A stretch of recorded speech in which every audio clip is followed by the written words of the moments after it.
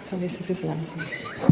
Boa tarde a todos. É um prazer estar aqui e poder novamente mostrar para vocês como o processo eletrônico de votação brasileiro é um processo arcaico, um processo obsoleto, um processo muito caro e um processo infiscalizável.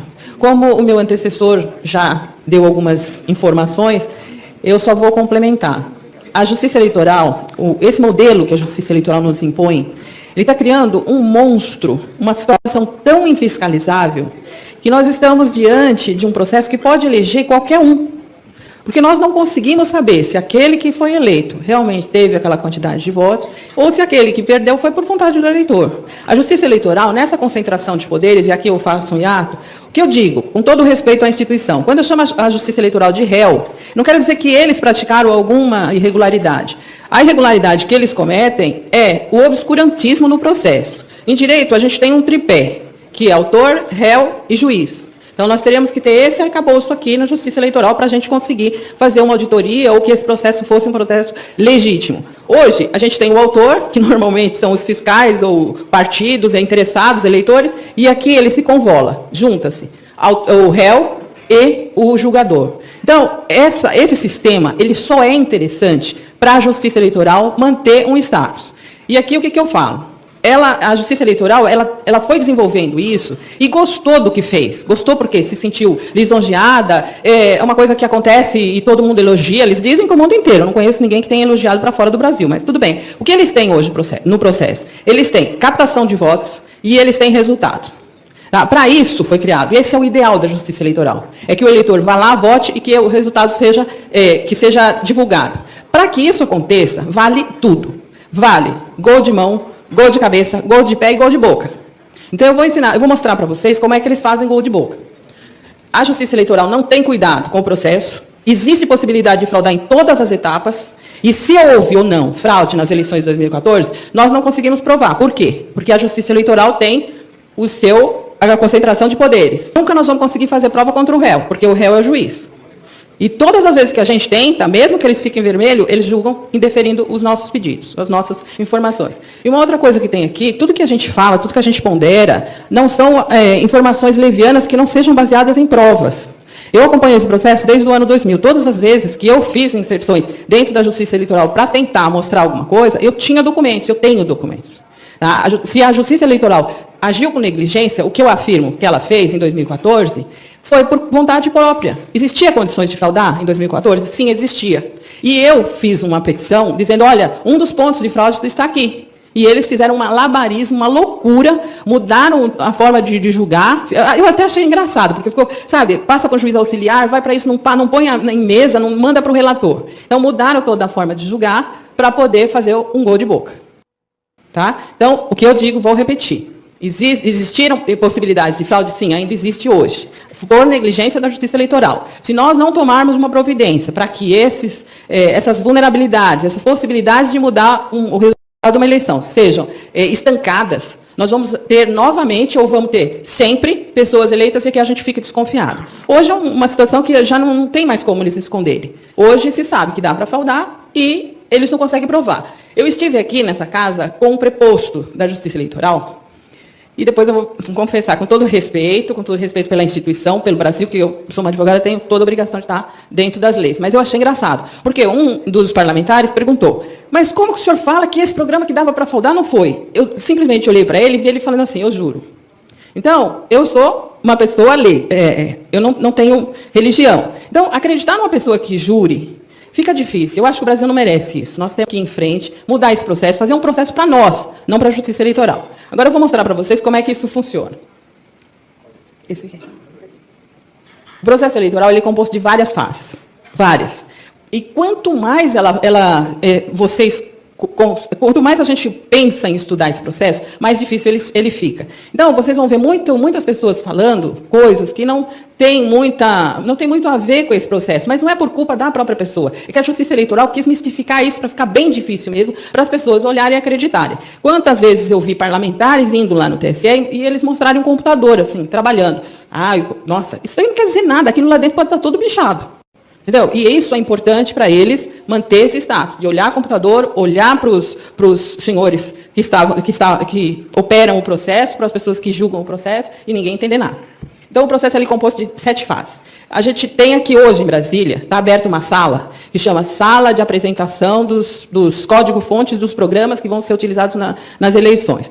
Essa etapa, ela se chama Análise de Código-Fonte. Essa sala, ela foi regulamentada por lei e ela fica aberta por 180 dias antes das eleições. Essa sala hoje, se vocês forem até a Justiça Eleitoral, vocês vão ver que ela está vazia. Então, eu ouso aqui também, com todo respeito, renomear essa sala. Sala Fantasma de Apresentação dos Programas, que poderão ou não ser utilizados nas eleições. Por quê?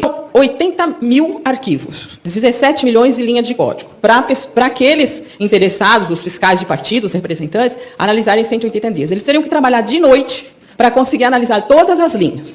Digamos que eles fossem subhumanos, extraterrestres, e conseguissem analisar tudo. Ok.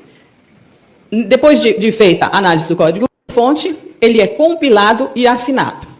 O que nós descobrimos? Que, na compilação, esse programa pode ser mudado. Então, a Justiça Eleitoral, ela pode ficar mostrando para os partidos aqueles 17 milhões de linhas de código. Na hora que ela for fazer a compilação, ela mudar tudo.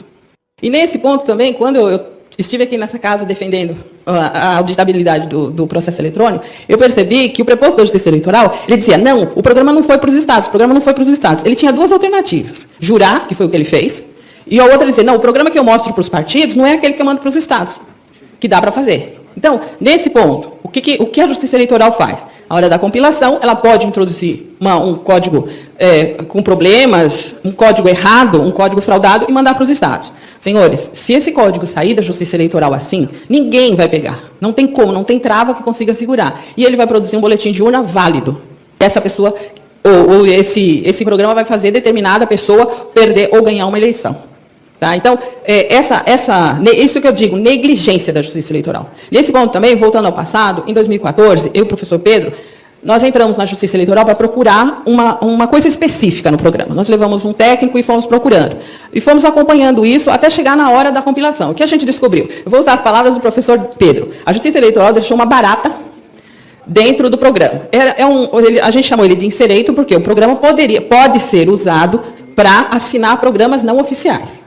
Então, o programa saiu daqui, assinado, ele foi para os estados, não gostaram dele, quiseram para o outro, eles vão assinar um programa com aquele insereito. Aquela barata estava lá dentro. Uma barata não continuada, foi o nome que eles deram. Estava lá dentro e foi a negligência, eles deixaram. Mas a gente avisou eles depois que tinha ido. E o pessoal da Módulo falou, não, foi mesmo para os estados isso daí.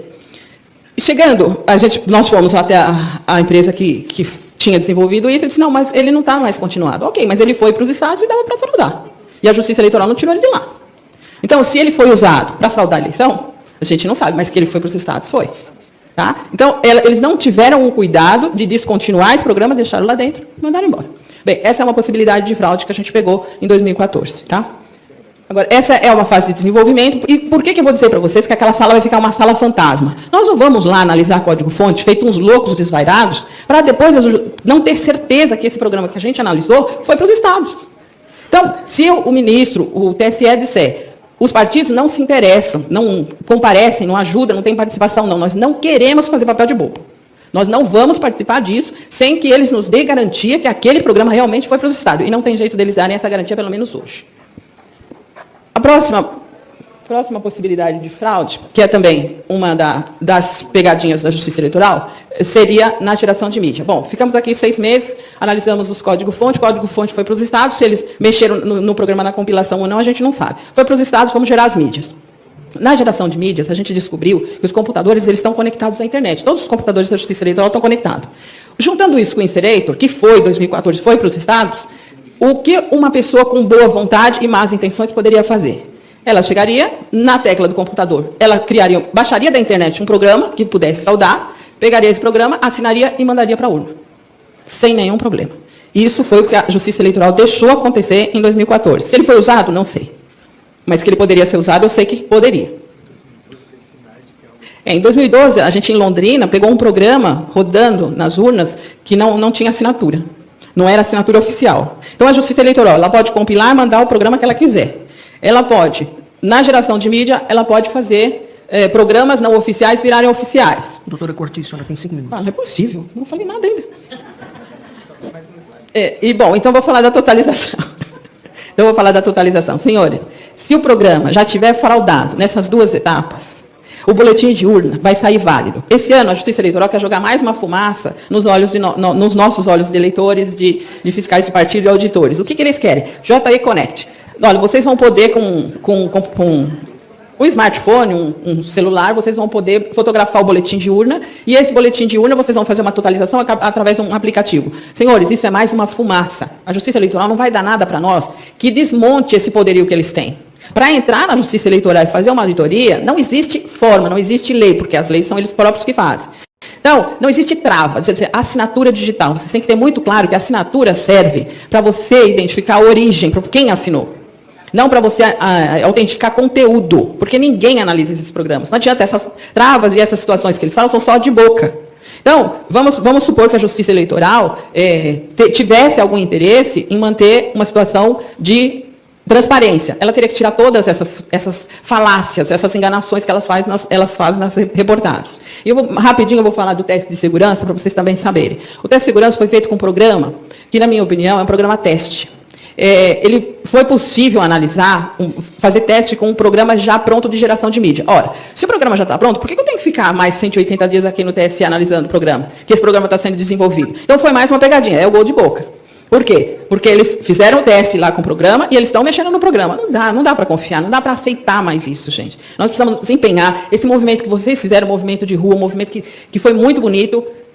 Vocês têm que mudar, têm que levar isso para uma eleição legítima, para uma eleição fiscalizável, que ganhe quem o eleitor quiser, mas que seja numa forma transparente, não do jeito desse processo que o TSE nos impõe. Processo dele, um processo que serve só para captar e divulgar resultado, e nada é possível fazer em termos de auditoria. Vocês podem ter certeza que eu, o professor Pedro e outras pessoas que eu já trabalhei, já tentamos fazer de todas as formas para poder fiscalizar. Não dá. Antes, existiam fraudes, mas existiam possibilidades de se fiscalizar. Hoje, existem fraudes, existem possibilidades de fraudes, mas elas graves, e não existe possibilidade de fiscalizar, de auditar, de ganhar uma ação, porque a Justiça Eleitoral se arvorou na condição de absoluto, de Deus absoluto desse processo, que, na minha opinião, é uma porcaria.